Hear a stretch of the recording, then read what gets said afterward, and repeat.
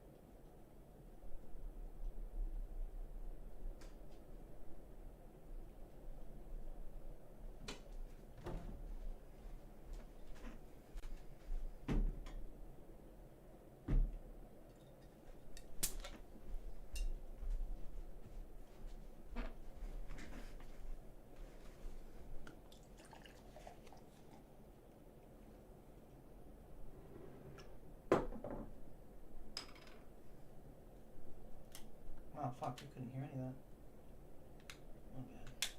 that. Okay.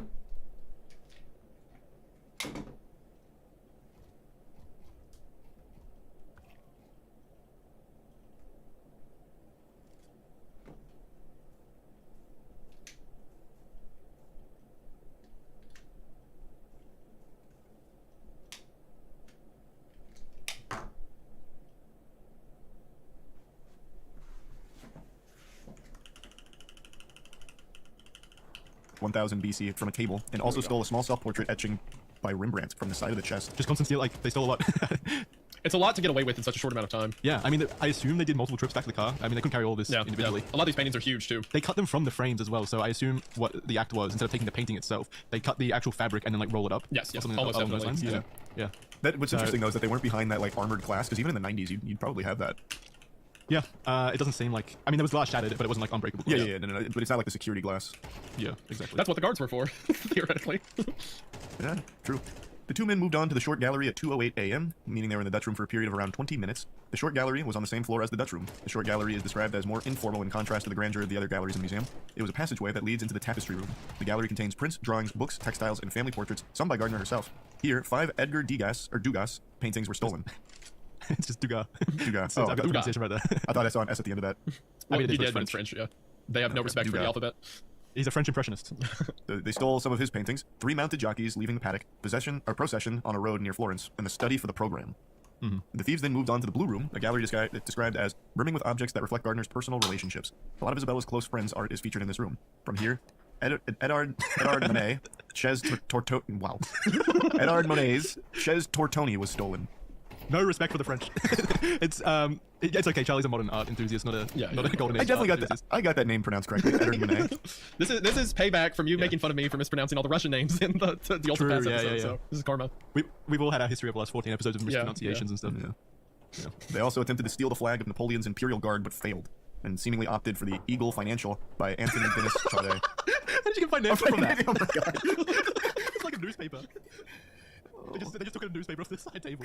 Eagle Financial. Yeah, well, that's the one. Yeah, the Eagle Financial. Eagle. No, go back. No, leave it. No, that's the one. Right. All right, it's Eagle Financial. There you go. Which was a bronze eagle-shaped statue. They also left behind the most expensive art piece in the museum, the Rape of the Europa by Titan. Many have commented that the assorted collection of stolen art is perplexingly random, with seemingly no pattern, even after being investigated for years.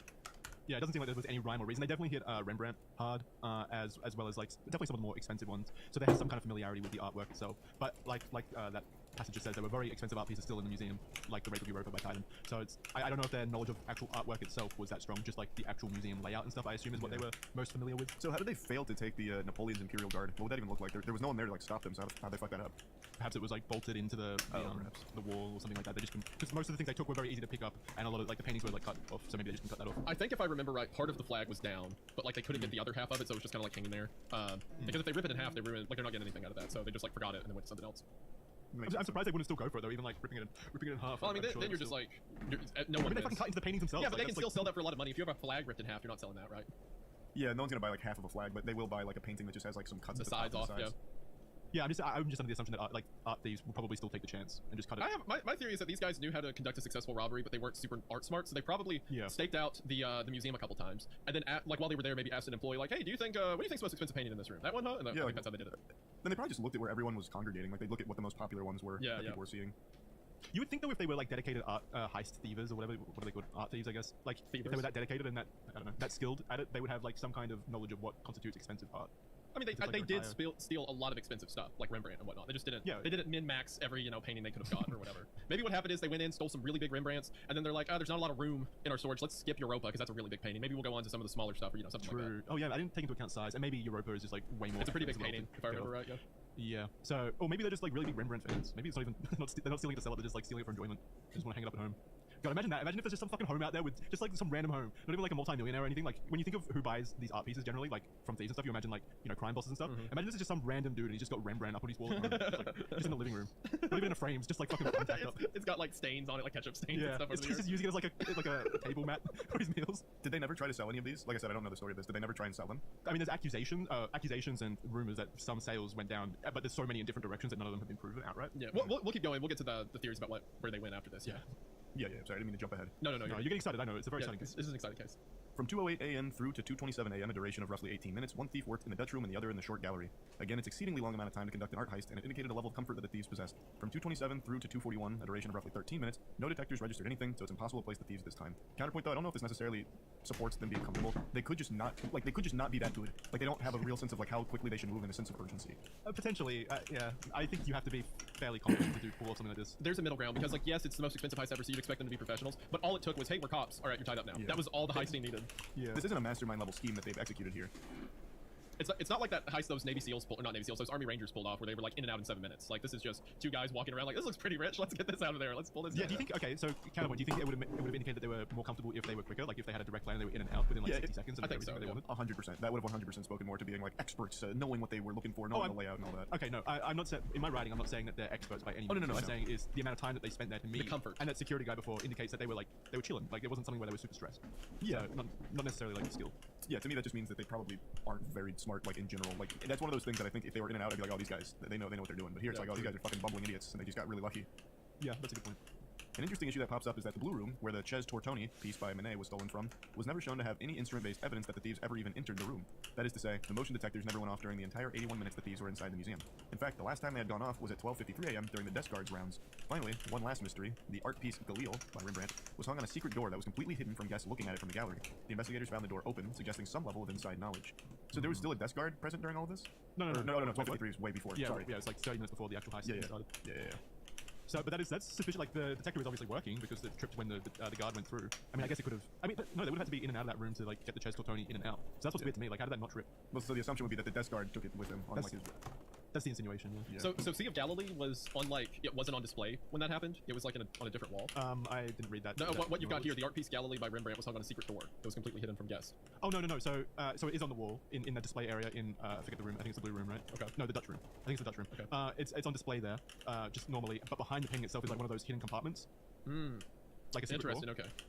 So, and they found the door hidden. open. I see what you're saying. Okay. Yeah. Gotcha. So it shows. I mean, it indicates some level of familiarity with like the infrastructure itself of the museum. If the thieves knew about that door, because it's not something that they would have known just by looking at it. Interesting. So maybe they had heard about it, or someone they found out. They definitely knew the layout, I guess. Then, right? Huh. Yeah, that's what it indicates. But also, I mean, I guess they could have like forced the knowledge out of the guards downstairs or something like that. They could have been like, "Is there any hidden compartments or something like that?" And the guards never said anything. Yeah, maybe. What do you think, Charlie? Well, you want to know? I have a really stupid theory, but if it's probably not the time for that. Please say the theory. I need to know. Yeah, I think it's big brain. I'm just gonna tell you. All right.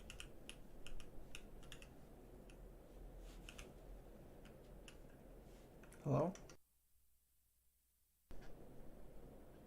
The two men then took two separate trips to the car carrying the artwork and then departed from the museum separately at 2:41 a.m. and then 2:45 a.m. The guards were left in the basement of the museum and nothing was discovered until the cleaning crew came through in the morning. And then there's a police sketch of the thieves. The assailants. One's kind of it's like a fucking kind of like a comedy series from like the 80s. Yeah. One's like tall and lanky looking, and the other's like chubby. Is that Jay Schlatt on the right? They both are wearing like the exact same fake mustache. It looks like. I know, that's definitely a tied up downstairs. I love if you scroll back up in the document. I guess the cleaning crew came by and took photos of the guy tied up. Yeah, they did it on time first. Yeah, he's still fully tied up there, just like fully tied up. The hair coming out through the tape is so funny too. Like, yeah, it's like a hippie kind of rocker like it's cousin it crammed inside of there. It'll be up on the screen right now. Audio listeners can find the document below if they want to see it. But yeah, it's funny because I guess like the cleaning crew came by. It says that they were the first ones to discover the scene of the crime, and their first instinct was just to take photos. The kids are gonna love this. Yeah, never let him live it down. It's also funny because it's the 90s, so it's not like they used smartphones. They're like, wait here, I'm gonna go get a camera. Yeah, it takes way more effort than pulling your phone out of your pocket. They were there for a long time too. They got tied up at like 1 a.m. and I guess they would have been discovered around 8 a.m. So like 7 hours probably. Yeah, like, hold on a second, I gotta get a photo of this. Just wait 30 more minutes. And then also there's another photo in the document, a really interesting infographic, which was a minute-by-minute look at the Gardner Museum heist. I believe it was by Boston Magazine. Really useful little picture that kind of chronicles what we know about the heist itself and like what the thieves kind of how they traveled through the building itself and what paintings they took. Highly recommend people check that out if they want kind of a quick visual indication of what happened. Yeah, so 81 minutes and $500 million worth of paintings stolen. It's fucking crazy. Yeah, that's pretty good. I mean, like as far as like work to reward, you know, pretty good outcome. Yeah. I think. Yeah. I mean, what's 500 million divided by 81? They would have made a massive per It's a lot minute of money a return. minute. It's a lot. But that's if they sold the paintings and it's not just being used as just like Sure, the attic yeah, of these guys yeah. or whatever. Like how do you sell they something have like that? they have to know how to turn that into money. Yeah, that's good. I mean, man. Which is hard because it's like it's a high art piece, so your typical clientele you can't sell to because they're like high society people. So it has to be someone who's willing to pay a lot of money for an artwork they can never show off. It's like a weird, you know, like. I wonder, yeah, like it says $500 million. That's what the paintings are worth. But I assume that it's probably like they actually receive less because Absolutely, like, people in that kind of scene probably wouldn't pay full retail price. Like they would find the. And they can't go hang it up after they buy it. Yeah. Really, the only people you can sell that to are criminals. Like, there's nowhere else. So you have to find like the wealthiest criminals ever. Plus, you can never use it. What's it ever gonna like if it's just hanging on a wall and anyone sees it and they're like, holy shit, that's Rembrandt's Galilei. Like, immediately just fuck yourself. So what do? Do these people, these high society criminals or whatever, just buy them and just like store them in their attic? Like, If movies have told me anything, they just put it next to their fireplace. Yeah, I guess they're just above the law, maybe. Well, I mean, the law's not going to be wandering it. into their house, and the only other people that would go there, I guess, are criminals. True. They drink champagne and like laugh maniacally every night. You know that? It's an authentic Rembrandt. As they pet their white cat. Like, You ever heard of the financial eagle? have you ever heard of the financial eagle? Isn't that a YouTuber? No, that's Legal eagle. Eagle. Financial Eagle's a different YouTuber. Yeah, they stole the other one. They stole the financial eagle. Yeah. He's caged up in this guy's like house. Probably paid $300 for him or something. It really does sound like just like a fucking newspaper. That's what I love about it. It's just like they picked up a newspaper. It'd be really funny if like these guys knew nothing about art. Like maybe they were paid to do this heist or something, and then they get in the car. They're like, dude, we stole like it's gotta be like $2,000. Where's this stuff? Like, we're gonna make a fortune. Imagine if they just fucking dumped it at like the local like what do you call them, the resale places? Like a pawn shop. Pawn shop. Yeah, pawn shop. Like how much do you think I can get for this? 50 bucks. $40 and a watch. I got like $800 for all this art. For Rembrandt. That was worth 81 minutes. We were in there for 81 minutes trying to get these paintings down without knives. It was a nightmare. Yeah, maybe they are just fucking bumbling idiots that got lucky hitting the only museum in the Hey, area. Paul, Like, he gave me $80 for the financial eagle. You're doing great. So funny. All right, we can move on to the theories now. This is where things start to get a bit interesting, more so. So I'll start. First one that I came across was Brian Devitt. So in 1980, a man named Brian Devitt and his partner hijacked a Federal Express truck. They knocked out the driver with ether, which is a drug used to induce sedation, and stole the uniforms of the drivers. Their plan? To rob the Hyde Collection in Glens Falls, New York. They had duct tape and tools to steal paintings, but unfortunately for them, they hit the biggest roadblock that all aspiring art thieves hit, and that is traffic. They got stopped in traffic, and by the time they reached the museum, it was closed. Their plan failed. So, I mean, these guys are stupid enough to have been the ones that did the Boston Art Museum heist. I actually love the theory now that the thieves are just like bumbling idiots, and somehow they pulled off. They're like the Home just through Alone sheer guys, luck. like Joe Pesci. Yeah. Like, hey, what's the matter? Yeah. Yeah, just through sheer luck, they pulled off the most expensive heist of all Ever. time. Just somehow. Yeah. I keep seeing it in the papers, and like, damn, who did that? Paulie, you'll never believe this. That night, there was another crew robbing it too. Look, it's right here. they can't believe it's them. Like they don't believe it's them. Man, we sold what we got for $800. We should have been looking where they were. What the heck? Yeah, there must have been another room with $500 million worth of paintings. It's crazy. They got this guy here, Rembrandt. He talked about Jesus or something. We didn't even see that. That's so good. Anyway, the truck driver identified them and later confessed, and they spent a few months in jail for attempted robbery. Does it even count as attempted robbery at that point? Like, you know, Yeah, it's more just assault. They spent a couple months in jail for assault. Yeah. They didn't even get to the place of robbery. Well, I guess they stole the uniforms. Of the truck man, if I was their drivers, defense so that's attorney, I'd be like, Your Honor, they weren't even there. They never even got to the building. What do you mean? true. I mean, maybe that could have. Maybe that's why they only spent a few months instead of longer. Yeah. Maybe if they successfully tried to. They rob were it. too bad to be criminals. Brian was living in Beacon Hills, a suburb in Boston, on the night of the heist. His previous experience and the similarities of the planned but failed robbery and the Gardner one made him a possible suspect. He was interviewed many times in 1992 and was even questioned before a grand jury in 1993. He insisted that he knew nothing and couldn't provide anything to assist the investigation, and he later died in 2004, and nothing has come from the investigation into Brian Devitt. So it's entirely possible that he did do it, and because he's dead, they just can't get any more information about it. But yeah, he was the first potential suspect that popped up in the research, so I want to include him, and also the story about the Federal Express truck made me laugh. Yeah, So funny. yeah. All right, this next one is a pretty long one, so one of you guys can take it if you want. I'll take this one. So, this is Miles Connor and William Youngsworth. In 1998, a Vanity Fair journalist named Tom Mashberg claimed that he had seen firsthand Rembrandt's Storm on the Sea of Galilee. The quote from him says, "Gingerly, he extracted a large, rolled-up canvas, which he unfurled before me. It was, I am certain, Rembrandt's The Storm on the Sea of Galilee, arguably the most famous missing painting in the world. I saw frayed edges where the painting had been cut from its frame on the night it was stolen, and I was shown, in the flashlight's beam, Rembrandt's signature. A petty criminal in Boston named William Billy Youngsworth had said that he could help recover 11 of the stolen paintings, and he had chosen Tom to show proof to. At 2 a.m. on August 18, 1997, Tom was driven by a driver, picked by William, to an old warehouse about an hour outside of Boston.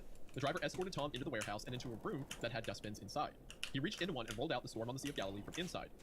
After viewing the painting, he was quickly sent away by taxi and ordered to not write about it for a week, allowing time for the painting to be moved to a different location. William was on trial for possession of firearms and a controlled substance, but he insisted that, in returning for immunity from prosecution and a $5 million reward, he could help get the stolen art back. But he also asked for one more thing: release Miles Connor from prison. Okay, hold on. So this guy, the guy, okay, maybe the jokes we were making were accurate. The guy who stole $500 million worth of artwork is on trial for firearm possession and some weed. Yeah. And he's like, yo, you won't believe what else I've got. But if I tell you, you're gonna have to let me go. And Immunity. give me $5 million. What? Yeah. He can't sell it to anyone, so he gets arrested for possession. And he's like, "Would you take $5 million for a Rembrandt?" Like, what? His Yeah, plan so- is to sell it to the police. Basically. What the heck? Anyway, as part of that deal, Billy says, "I also want Miles Connor's release from prison." Yeah. Yeah, and this is where we go to Miles Connor. Yeah, so Miles Connor was no stranger to crime, and although he and William were in prison the night of the heist, many thought he most likely knew about the robbery. He seemed to have had his foot in the door in the world of underground art trade and had also previously stolen a Rembrandt painting from the Museum of Fine Arts in Boston in 1975. See, he just really likes Rembrandt. He loves stealing That's why he was so Rembrandts. focused. Yeah. Well, I swear, in my research, I thought there were only 13 Rembrandt paintings, so this guy was just like hitting them all. He's got 2 of them, theoretically. Yeah, that's not bad. Let me just confirm that. You said that for Vermeer, by the way. About 13 Oh, Vermeers. yeah. Yes. Yeah, Yeah. No, Rembrandt had over 300. Okay, Like, yeah. Well, two of them are Billy's, apparently. He had begun to play a game with the police where he could help locate stolen paintings for leniency in return for his criminal activity. Is he stealing paintings to use as bargaining chips for future crimes he's going to commit? or his weed charges, yeah. Yeah. He's like, just in case I get caught with weed one day, I need something. I need the insurance. Polly, let me tell you, police ever bust you for anything? Give me a call. I got the rape of Europa in a whole storage file back. We'll get it taken care of no time. I'm gonna call my police guy. He has a bunch of rare artwork he uses for bargaining chips. Like what? I love the idea of committing an even greater crime to like as insurance for a lesser crime. Yeah, yeah. Like you get that's arrested so for jaywalking and turn in $120 million worth of artwork. Some people, a quote by Miles Connor, some people consider me the biggest art thief in the country because I robbed a number of museums. Well, yeah, that's why they consider you. What kind of a quote is that? Some people call me an art thief because I steal some art from time to time, you know? Like. He's just being modest about it. He's like, yeah, some people call me the biggest art thief, but I mean, I just rob a couple museums. Yeah, I'm not actually that big. I'm not the biggest, unless I get arrested for marijuana next week, in which case I might become one really quick. Miles Connor is actually like a character. I was reading through some interviews he did with Boston Magazine again, I believe, and he really does come across as a character. And this isn't a point of like theory. It's a fact that he played a game with police where he would give them paintings in exchange for criminal activity. Like, oh yeah, that's so he I believe he denies that he ever had anything to do. Both of these guys deny Sure. they had anything to do with the Boston Art Museum heist, but they're both until they get arrested. In which case, Well, they were also both in jail when the heist happened. It's a pretty good alibi. right. But if he knew like underground art trades and stuff, then they probably at least know what happened to it, even if they. Well, it's also like we said earlier, kind of he showed the journalist the rolled up canvas. Yeah, supposedly he had it in his possession. Yeah, if the journalist is to be believed. Yeah. It's possible that he may not have been part of the heist, but he could be involved in the sense that he had the paintings at some point. Yeah. Also, the two options with this guy is he's either really stupid because he does, like you said, much more high-level crimes to excuse smaller ones, or he's like the Joker and he just he just wants to do it for the game of it. He just enjoys. Oh, I definitely think he really just enjoys it. Yeah. Like, from the interviews I read, it seems like he's loved his life. You want to know how I got this Rembrandt? Miles had told Tom that criminals in the area, quote, couldn't help but notice the museum's lack of security. And once Was that bad, huh? Yeah, apparently. Well, I mean, it was two guys who could be tricked by, hey, let us in. The museum's lack of security. And once someone simply unlocked an unarmed window to the first floor and would return often and see the lock was unnoticed and unlatched for a long period of time. That's a pretty cool. I was gonna say that's a pretty cool way of like casing a joint. Yeah, just unlock a window, see how long it takes for them to check it. Yeah. Yeah, just keep coming back and check. That's a really cool way of casing a joint. Miles and William had a long history together, with William seemingly gravitating towards Miles as a father figure. They would often partner in countless robberies. Both spent many years in and out of prison. When Miles was in prison in 1990, he had begun to reach out to former trusted acquaintances to take care of his art and collection of swords. This all went into William's possession in 1992. However, this turned into Miles accusing William of selling 99.9%, that's a quote, of his belongings. The relationship soured, with Miles calling William a degenerate thief. They were considered each other's nemesis from this point on. They got into a fight over his swords, and that made them hate each other. I get it. If I was Miles, I'd be pissed if I like I made with the a bunch joke. of my swords. I made the joke. This is literally Home Alone, guys. Like, yeah, I do love that they were. It's like an anime. They became each other's nemesis, just like from a bad. Did you kiss. sell my swords? Be honest. It's also funny that he just really got into like collecting Japanese swords. I just find that funny. In his article from 1993, Tom Mashberg talks about meetings that he had with Miles while he was serving the last few years of a 10-year prison sentence. Quote from Miles: "To most museums, I guess, my name is like Darth Vader." Jesus, what a fucking loser. You're just mad because he took your pop culture reference, Charlie. Yeah, come on. You should respect it. You're right. Game. I guess my name's like Darth Vader. I'm quite capable of breaking into any museum, including the Gardner, and I've been in places like the Smithsonian storage houses where they would not be happy to know I've been. But I did not plan, nor did I consign the Gardner break-in.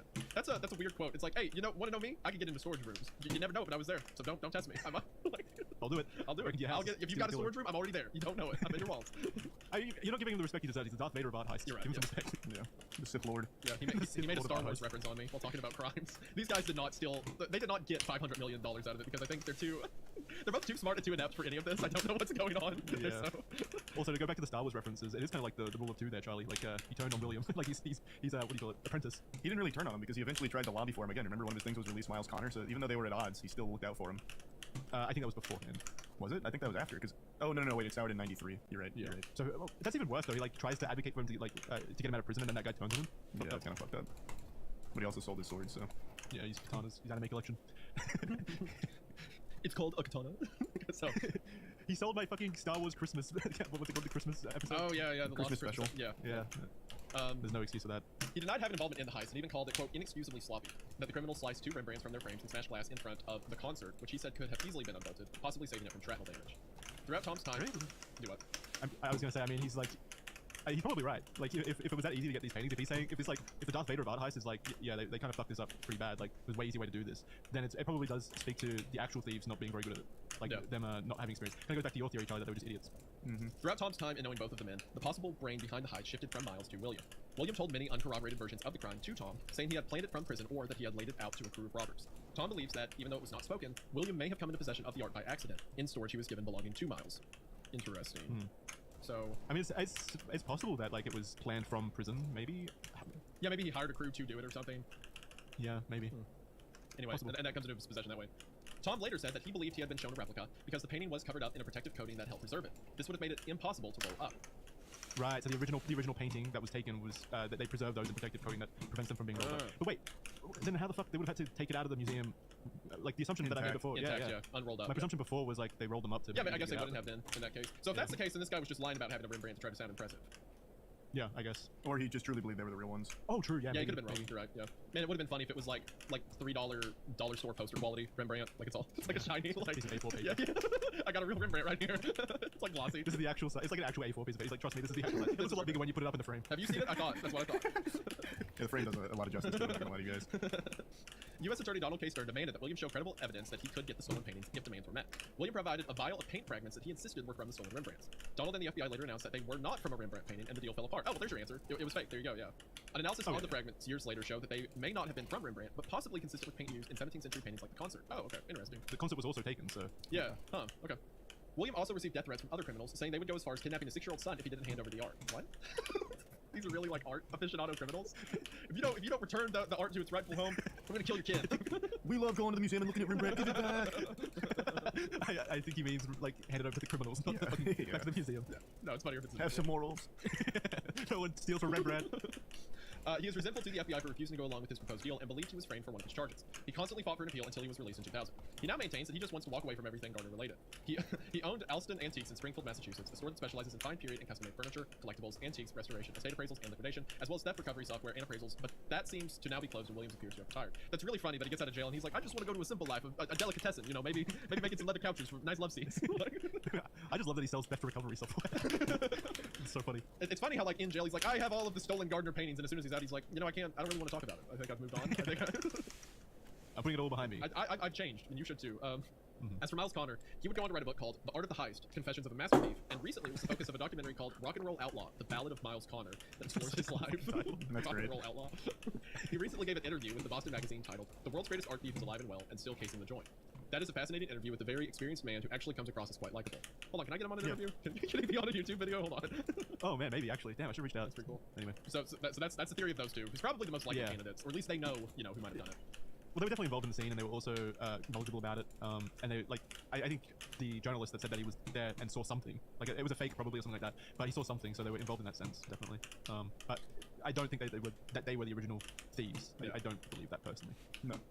So I'll take the next one. This one's about the mob. So over the years, the FBI has extensively looked into criminals in the area connected to organized crime. They suspected that two individuals, George Restfelder and Leonard DeMuzio, who both passed away in 1991, may have been involved in a heist, possibly with the assistance from others. George died of a cocaine overdose at 51, and Leonard was found shot dead at 49. They often were seen in a Dorchester repair shop that was operated by Carmelo Marlino, a mob associate who was said couldn't walk away from a score. Marlino once got arrested for running a cocaine trafficking ring from his garage and bragged about having access to stolen artwork.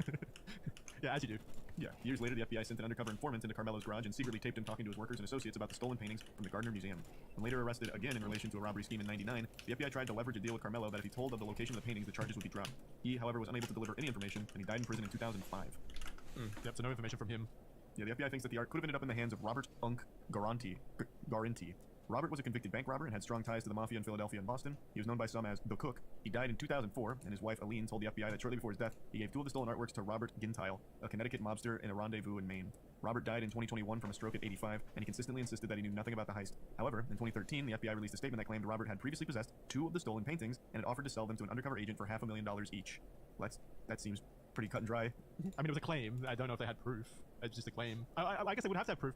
Yeah. I don't know why they wouldn't just, like, bite on it, right? Like, if he's got the paintings there and he's offering to sell them, why not just fucking arrest him and check the paintings? Yeah, I don't know why either. I didn't find any information on why they didn't pursue this. They just deemed it not a path worth investigating. But if, like you said, if he's saying, "Yo, I got these two paintings," and he's talking to an undercover agent offering to sell it to them, why not just go through with it? Why not just like see if he's able to procure the paintings? Maybe they did and he wasn't able to. Yeah, maybe. But I feel like they would have specified that he was unsuccessful in it. But instead, they're making it seem like they just declined the deal, like $500,000. Oh my god! No, I'm not doing that. The FBI didn't have enough money for it. Yeah, the budget doesn't allocate this much. Nah, the FBI was talking to each other. He's like, "What do you think these Rembrandts are worth? Like $800?" Like, we can get way better out of the local pawn shop. yeah. So then, this is a quote from Robert. I had nothing to do with the paintings, it's a big joke. Robert was convicted for illegally selling prescription medication and drugs, and in search of his home during the time, police found a handwritten note listing all of the stolen artwork at estimated value. They also found a newspaper article about the heist from the day after it happened. Circumstantial. It's all circumstantial. This Why sounds would you have so... Wait, yeah, why obvious. why didn't they look into this guy further? What do you mean? It said right there, I had nothing to do with the paintings. It's a big joke. As he's got a list of how much they're worth. What the fuck? Okay. I couldn't find any information as to why There's they like 18 people in Boston who it definitely was, or like they had something to do with it. Yeah. Yeah, what if it's like all of them? What if it's like the Avengers of art heists? Like Darth Vader got together with Robert, and then they pulled off this like massive heist, and then they each took a single Rembrandt to celebrate. I don't know. This is so silly. To me, that really seems pretty strong evidence that this guy had something to do with it, or at least knew where the paintings were. So this was all born from that Robert Unk Guarente, who was that convicted bank robber with strong ties to the mafia in Boston. So his wife, after he died, told the FBI about selling it to Robert Gentile. Mm-hmm. And so yeah, I mean it could have been Robert Unk Guarente and him, maybe Robert Gentile. Since there were two. Yeah. Yeah, maybe. I don't know. I'm reading more about why they fucking flubbed this so much. Like, why not look into him a little more? Isaiah, what do you think? I think what likely happened is two people stole it. Either they were like hired by someone else to do it, or they were the actual thieves, and then it made their way through a lot of different hands, right? So I think someone who's like a loudmouth like this, who like gets caught for selling coke and then brags about other stuff he's done, someone who wants to be seen as rough and tumble, may have passed through his hand, or he may have known who did it, but he would be the type to either way be like, yeah, I know about that heist, I was a part of it, I had the works, stuff like that. So I don't know if he necessarily did it or if he just knew about it, but I think a lot of people in the crime scene of Boston probably knew who did it. Well, they probably, yeah, maybe, but like my issue with the whole changing hands of the artwork and stuff, like like we were saying before, the paintings would have had to be sold to extremely wealthy people. Sure, yeah. So I don't get how these people had the money, like if they. I'm not saying they bought them. I'm saying they moved them for them. Oh, okay. So they were okay. Okay, I see what you're saying. Yeah. Yeah, potentially. And then one of the final theories. We've still got two more to go, but this one is the inside job. So the two criminals were let inside of the museum by the guard on duty, Richard Abbott. Richard has always said that he believed the two suspects when they claimed they were police, as there were many loud St. Patrick's Day parties close by, and he'd even thought that the locals had possibly climbed the iron fence and somehow got into the museum without him noticing. He always insisted that he never knew anything about the heist, but according to him, he was told directly by a federal investigator that, quote, we've never been able to eliminate you as a suspect, end quote. Which is fucking hilarious, considering the last guy was fucking ruled off, and he had handwritten notes and was like seen offering to buy, to sell it to undercover agents and stuff. Dude, Jackson, he said he didn't do it. I don't know what more you want from him, okay? He didn't even say that. He just said it's a joke. Yeah, he said it's a joke. Like he's laughing because they haven't arrested him yet. Yeah.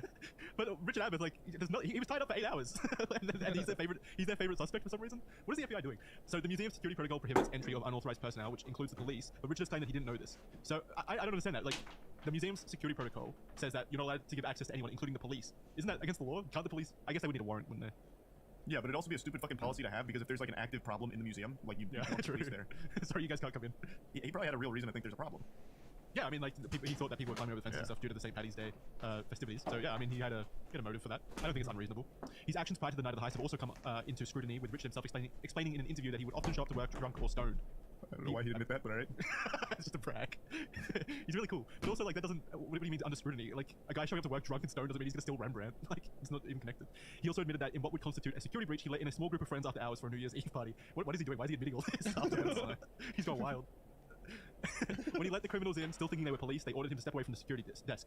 He did this as he was afraid of getting arrested. He had tickets to a Grateful Dead concert later that day and wanted to still attend. Oh man, that's sad. I don't want to get arrested. I want to go to the Grateful Dead. That's so funny. The second they released him from the basement, he's like, what time is it? Where? Oh, fuck. I gotta go. I gotta get to the Grateful Dead. Have you guys heard of Grateful Dead? Is that a big band? It's a huge band. They're kind of a legend in their own right. Legend has that they invented LSD. They're like a myth in the music world. Well, alright, well that makes more sense then. He was desperate to get there. Emergency alarm in the museum. So there was only one fucking alarm in this entire place that could have set any kind of This is a robbery. Like, you're gonna follow their demands, right? You're not gonna hit the panic button and then get shot. Yeah. I do exactly what he did. So police have also said that according to the motion sensors, the thieves never actually walked to where Manet's Chez Tortoni was displayed. The only movement around this art on the night was Richard's when he did the rounds before the criminals arrived. The sensors also showed that Richard briefly opened the side door on Palace Road just before he let in the police. So the same door that they came in, he had opened it slightly, like, I don't know, like, I think it was like 10 minutes beforehand. Which I don't know if, I mean, he could have just been looking out to see what was happening with like the St. Paddy's Day stuff. Like if there were noises and stuff out there. That's not any indication to me that he was like waiting for them. And in 2015, police released a 6-minute video taken from security footage at the museum the night before the heist. It is uncertain if any significance was placed in the clip or if it was reviewed at all until later. They put out a plea to the public asking if anyone knew the individual shown in the clips. That's fucking wild that, like, what is that? 25 years later, they're just like, the police are like, hey, we're finally taking this seriously. You guys seen any one of these clips? We've actually got video footage of it. Like, 25 years past it, you only just find the clip. It's crazy. Yeah, the people in the clip is going to look so different 25 years later. Yeah. Like, it's impossible. Why wouldn't they put that out immediately? All right, we're looking for a young man, mid-20s, fake mustache. He looks exactly like this. Yep.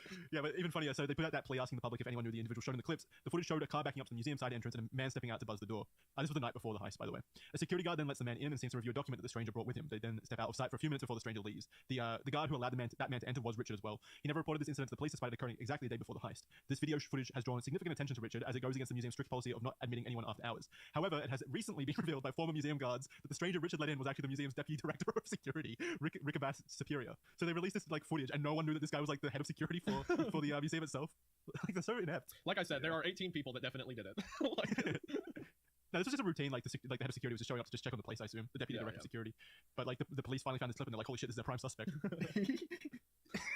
Although in an interview, a man named John Paul Kroger, who trained the guards for their third shift duties, emphasized that nobody should ever be granted access to the museum after hours, not even if they're your boss or law enforcement. This is the dumbest rule ever. That sounds like a great way of getting fired.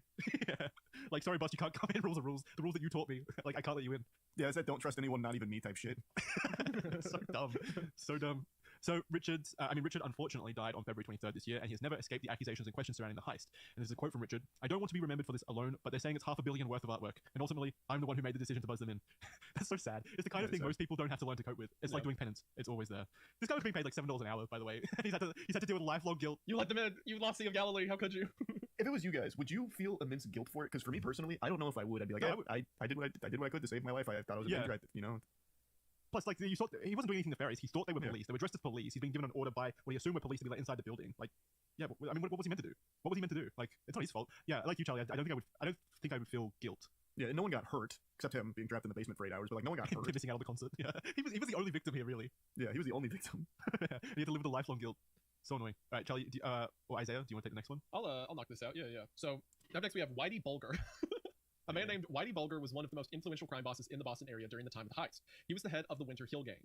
Although he denied involvement in the heist, he admitted that he had instructed his men to identify the culprits because the robbery was committed within his area of influence and he wanted to be paid tribute. I mean, that's pretty. Most of the time, like, if you do crime on someone's turf, you've got to pay them or let them know or something like that. Oh yeah, absolutely. It's just funny to see it written out. It's just Yeah. so like okay. It's like this Where's my entire cut? world. It's like this entire world that we're just like, it's invisible to the public eye. Like we just don't think about it. Just these like mobs that operate underground and like all their turfs and stuff like that. It's super interesting. Yeah.